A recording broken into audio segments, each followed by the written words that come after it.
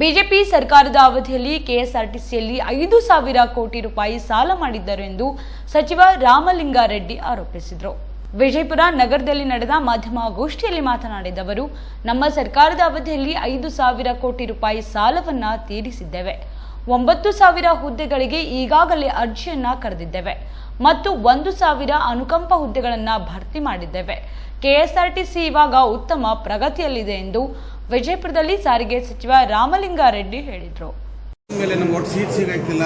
ಹಗಲೆಲ್ಲ ಎಲ್ಲ ಬಸ್ನಲ್ಲಿ ನೋಡಿಲ್ಲ ಜಗಳ, ಕಂಡಕ್ಟರ್ಗಳಿಗೂ ಅಂತರೂ ಭಾಳ ಪ್ರೆಷರು. ಸೊ ಈ ಥರ ಪರಿಸ್ಥಿತಿಯಲ್ಲಿ ಅವ್ರು ಸಾಮಾನ್ಯ ಜನ ಹೇಳೋದಂದರೆ ಅದನ್ನು ಉಚಿತ ಮಾಡೋಕ್ಕೆ ತೆಗೆಯೋಕ್ಕಾಗದೇ ಇದ್ದರು ಕನಿಷ್ಠ ಒಂದು 50% ಮಾರ್ರಿ. ಅನಗತ್ಯವಾದ ಜನ ಯಾರು ಅನ್ನೆಸೆಸರಿ ಸುಮ್ಮನೆ ಟ್ರಾವೆಲ್ ಮಾಡ್ತಾರೆ ಅವ್ರಿಗಂತೂ ಅನುಕೂಲ ಆಗುತ್ತೆ. ಅಟ್ಲೀಸ್ಟ್ ಮಾಡುತ್ತೆ ಜನ ದಿನ ಬೆಳಗಾದರೆ ಎಲ್ಲ ಬಸ್ಸಲ್ಲಿ ಇದೆ ಸಮಸ್ಯೆ. ಇಮಿಡಿಯೇಟ್ ನೋಟಿಸ್ ಬಂದಿರ್ಬೋದು. ಅದಕ್ಕೇನು ಸರ್ಕಾರ ಏನು ಕ್ರಮ ತಗೋತದೆ? ಒಟ್ಟು ಶಕ್ತಿ ಕಾರ್ಯಕ್ರಮ ಪ್ರಾರಂಭ ಆದಮೇಲೆ 429 ಕೋಟಿ ಜನ ಪ್ರಯಾಣ ಮಾಡಿದ್ದಾರೆ. ಎಷ್ಟು ಜನ ಹೇಳಿ? 429 ಕೋಟಿ ಜನ ಪ್ರಯಾಣ ಮಾಡಿದ್ದಾರೆ. ಆಮೇಲೆ ಶಕ್ತಿ ಕಾರ್ಯಕ್ರಮ ನಾವು ತರ್ತೀವಿ ಅಂದಾಗ ವಿಪಕ್ಷಗಳು, ಅದರಲ್ಲಿ ವಿಶೇಷವಾಗಿ BJP, ಇವರು ಸುಮ್ಮನೆ ಮ್ಯಾನಿಫೆಸ್ಟೋದಲ್ಲಿ ಹಾಕ್ತಾರೆ, ಈ ಕಾರ್ಯಕ್ರಮ ಜಾರಿ ಮಾಡಲ್ಲ ಅಂತ ಹೇಳಿದರು. ಆಮೇಲೆ ನಮ್ಮ ಪಕ್ಷ ಗೆದ್ವಿ. ಕಾರ್ಯಕ್ರಮ 20 ದಿನಕ್ಕೆ ನಾವು ಪ್ರಾರಂಭ ಮಾಡಿದ್ವಿ. ಪ್ರಾರಂಭ ಮಾಡಾದ್ಮೇಲೆ ಬೊಮ್ಮಾಯಿ ಮುಖ್ಯಮಂತ್ರಿಗಳಾಗಿದ್ದರು, ಆಗ್ತಾನೆ ಇಳಿದಿದೆ 2 ತಿಂಗಳ ಮುಂಚೆ. ಸ್ವಲ್ಪ ದಿನ ಆದಮೇಲೆ ಸಂಬಳ ಕೊಡೋಕ್ಕೆ ದುಡ್ಡಿರೋದಿಲ್ಲ, ವಸೂಲಿ ಎಲ್ಲಂದರೆ ನಿಲ್ಲಿಸ್ಬಿಡ್ತಾರೆ ಅಂತ ಕೂಡ ಕಾಮೆಂಟ್ ಮಾಡ್ತಾಯಿದ್ದಾರೆ BJP. ಈಗ 1 ವರ್ಷ 10 ತಿಂಗಳಾಯಿತು. BJP ಸರ್ಕಾರದಲ್ಲಿ 4 ವರ್ಷದಲ್ಲಿ BMTC ಹೊರತುಪಡಿಸಿ 3 ಕಾರ್ಪೊರೇಷನಲ್ಲಿ ಒಂದು ಬಸ್ಸು ತೊಗೊಂಡಿರಲಿಲ್ಲ ಅವರು. ಈಗ ನಾವು 5,900 ಬಸ್ಸು ತೊಗೊಂಡಿದ್ದೀವಿ. ಪ್ರತಿದಿನ 1,54,000 ಟ್ರಿಪ್ಸ್ ಇರ್ತಿತ್ತು. ಎಷ್ಟು? 1,54,000 ಟ್ರಿಪ್ಸ್ ಇರ್ತಿತ್ತು. ಈಗ ಅದು 1,80,000ಕ್ಕೆ ಬಂದಿದೆ.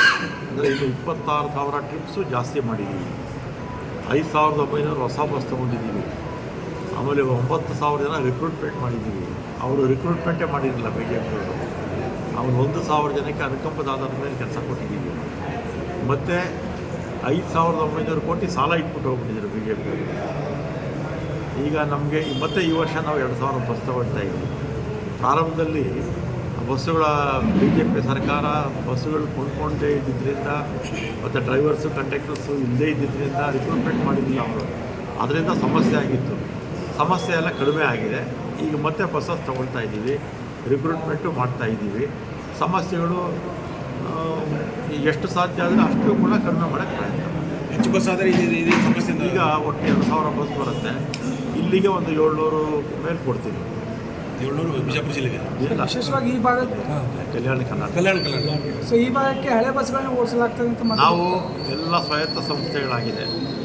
ಎಲ್ಲ ಕಾರ್ಪೊರೇಷನ್ ಸ್ವಾಯತ್ತ ಸಂಸ್ಥೆಗಳು. ಹಳೆಯದು ಹೊಸದು ಅನ್ನೋ ಪ್ರಶ್ನೆನೇ ಬರೋಲ್ಲ.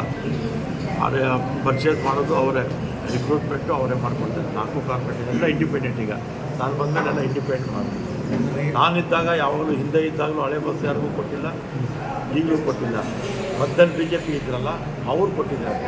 ಸರ್ ರೇಟ್ ಬಗ್ಗೆ ಹೇಳ್ತಾರೆ ಅವರು ಒಂದು ಗಮನ ತಂದರು. ಆದರೆ ತಾವು ತಮಗೂ ಗಮನಕ್ಕೆ ಬಂದಿದೆ. ಪ್ರೈವೇಟ್ ಯಾವುದೇ ಹಬ್ಬ ಹರಿದಿನ ಬಂದ ತಕ್ಷಣ ಅವ್ರ ಬೇರೆ ಯಾರು ಕಂಟ್ರೋಲ್ ಇರೋರು 4,000 5,000 ಫ್ಲೈಟ್ ಕಂಟ್ರೋಲ್ ಮಾಡೋಕ್ಕೆ ಪ್ರೈವೇಟ್ ಇರ್ತಕ್ಕಂಥ ಕಾನೂನಲ್ಲಿ ಅದೇನಾಗಿದೆ, ಕೇಂದ್ರ ಸರ್ಕಾರ ಫ್ರೀ ಬಿಟ್ಬಿಟ್ಟಿದ್ದಾರೆ. ಆಲ್ ಇಂಡಿಯಾ ಪರ್ಮಿಟ್ನಲ್ಲಿ ಹೇಳ್ಬಿಟ್ಟು ಫ್ರೀ ಬಿಟ್ಬಿಟ್ಟಿದ್ದಾರೆ. ಅವ್ರಿಗೆ ಮನಸ್ಸಿಗೆ ಬಂದಂಗೆ ಓಡಿಸಿ ಕೇಂದ್ರ ಸರ್ಕಾರ ಇದನ್ನು ಕಂಟ್ರೋಲ್ ಮಾಡ್ತಾರೆ. ಪರ್ಮಿಟ್ಸ್ ಅವ್ರು ಕೊಟ್ಬಿಡ್ತಾರೆ, ನಮಗೆ ಕಂಟ್ರೋಲ್ ಇಲ್ಲ. ಆಲ್ ಇಂಡಿಯಾ ಪರ್ಮಿಟ್ ಅವ್ರು ಆಲ್ ಇಂಡಿಯಾ ಪರ್ಮಿಟ್ ತೊಗೊಳ್ತಾರೆ, ಇಲ್ಲಿ ಓಡಿಸ್ತಾ ಇರ್ತಾರೆ. ಅಲ್ಲ ಸರ್, ಅದು ಅದೇ ಹೇಳಿದ್ದು. ಆಲ್ ಇಂಡಿಯಾ ಪರ್ಮಿಟ್ ಬಸ್ಸಸ್ ಅದು. ಸ್ಟೇಟ್ ಪರ್ಮಿಟ್ ಬಸ್ ಆದರೆ ನಾವು ನಮಗೆ ಕಂಟ್ರೋಲ್ ಇರುತ್ತೆ. ಆಲ್ ಇಂಡಿಯಾ ಪರ್ಮಿಟ್ ಬಸ್ಸಸ್ ನಮ್ಗೆ ಕಂಟ್ರೋಲ್ ಮಾಡೋದು. ಆಮೇಲೆ ಹಬ್ಬ ಬಂದರೆ ಸಾಕು 2 ಪಟ್ಟು 3 ಪಟ್ಟು ಜಾಸ್ತಿ ಮಾಡ್ತಾರೆ. ಅದಕ್ಕೆ ನಾವು ಏನು ಮಾಡ್ತಾಯಿದ್ವಿ, KSRTC ಒಂದರಲ್ಲೇ 2,000 ಬಸ್ಸು ಎಕ್ಸ್ಟ್ರಾ ಹಾಕ್ಬಿಡ್ತೀವಿ. ಇಲ್ಲೂ ಅಷ್ಟೇ 800-900 ಬಸ್ಸು ಮನೆ ಎಕ್ಸ್ಟ್ರಾ ಹಾಕ್ತಿದ್ವಿ. ಆಮೇಲೆ ವಾಯುವ್ಯ ಕರ್ನಾಟಕನೂ ಅಷ್ಟೇ. ನಮ್ಮ ಬಸ್ಸಸ್ ಬಂದರೆ, ಈಗ ಹಬ್ಬಗಳು ಬಂದರೆ ಅಥವಾ ಲಾಂಗ್ ಇದು ರಜೆಗಳು ಬಂದುಬಿಡುತ್ತಲ್ಲ, 5-6 ದಿನ ರಜೆ ಬರುತ್ತಲ್ಲ, ಮತ್ತೆ ಯಾವುದೋ ಕ್ಯಾಂಪ್ ಇತ್ತು, ಬಂದಂಥ ಸಂದರ್ಭದಲ್ಲಿ ಕನಿಷ್ಠ 3-4 ಬಸ್ಸು ಎಕ್ಸ್ಟ್ರಾ ಹಾಕ್ತೀವಿ. ಅವಾಗೇನಾಗುತ್ತೆ, ಒತ್ತಡ ಕಡಿಮೆ ಆಗುತ್ತೆ. ಅವ್ರ ಮೇಲೆ ಅವರು ಕಡಿವಾಣ ಹಾಕಕ್ಕೆ ತಮಗೇನು ಆಲ್ ಇಂಡಿಯಾ ಪರ್ಮಿಟ್ ಅಲ್ಲ, ಸ್ಟೇಟ್ ಪರ್ಮಿಟ್ಟು ನನ್ನ ಕಂಟ್ರೋಲ್ ಮಾಡೋದು, ಆಲ್ ಇಂಡಿಯಾ ಪರ್ಮಿಟ್ ನಮ್ಮ ಕಂಟ್ರೋಲ್ ಮಾಡೋದು. ಗ್ರೀನ್ ಬಸ್ ಬಗ್ಗೆ ಒಂದು ಸ್ಟಾರ್ಟ್ ಮಾಡಿದ್ರಲ್ಲ, ಗ್ರೀನ್ ಬಸ್ಗಳನ್ನ ಹೈಬ್ರಿಡ್ ಮಾಡೆಲಲ್ಲಿ ಇದು ಎಲೆಕ್ಟ್ರಿಕ್ ಅಥವಾ ಇಥನಾಲ್ ಮೇಲೆ ನಡೆಯುವಂಥದ್ದು ಅದನ್ನು ಇನ್ನೂ ಹೆಚ್ಚು ಮಾಡಿದ್ರೆ ಡೀಸೆಲ್ ಮೇಲೆ ಒತ್ತಡ ಕಡಿಮೆ ಆಗೋದು ಅಂತ ಇದು. ಆಮೇಲೆ ಕೇಂದ್ರ ಸರ್ಕಾರ ನೀತಿ ಬದಲಾಯಿಸಬೇಕು. ಹಿಂದೆ ಧರ್ಮ್ ಸ್ಕೀಮ್ ಇತ್ತು UPA ಸರ್ಕಾರ ಇದ್ದಾಗ. ಆಗೇನು ಮಾಡೋರು ಗ್ರಾಮಾಂತರ ಪ್ರದೇಶಕ್ಕೆ 25%, ಈಗ ಉದಾಹರಣೆಗೆ ಕಲ್ಯಾಣ ಕರ್ನಾಟಕದವರು 25% ದುಡ್ಡು ಕಟ್ಟಿದ್ರೆ 25% ರಾಜ್ಯ ಸರ್ಕಾರ ಕೊಡೋದು, 50% ಕೇಂದ್ರ ಸರ್ಕಾರ ಕೊಡೋದು ಹೊಸ ಸ್ಥಳಕ್ಕೆ. ಈಗೇನಾಗಿದೆ, GCC ಮಾಡಲ್ ಅಂತ ಬೆಂಗಳೂರಿಗೆ ಕೊಟ್ಟಿದ್ದಾರೆ. ಆ GCC ಮಾಡಲ್ ಅಂದರೆ ಎಲೆಕ್ಟ್ರಿಕ್. ಡಾಕ್ಟರ್ YN ಇರ್ಕಲ್ ಎಜುಕೇಶನಲ್ ಅಂಡ್ ಚಾರಿಟೇಬಲ್ ಟ್ರಸ್ಟ್ ನ ಶ್ರೇಯಾ ಕಾಲೇಜ್. ಪ್ಯಾರಾಮೆಡಿಕಲ್ ಕೋರ್ಸ್ಗೆ ಪ್ರವೇಶಗಳು ಆರಂಭ.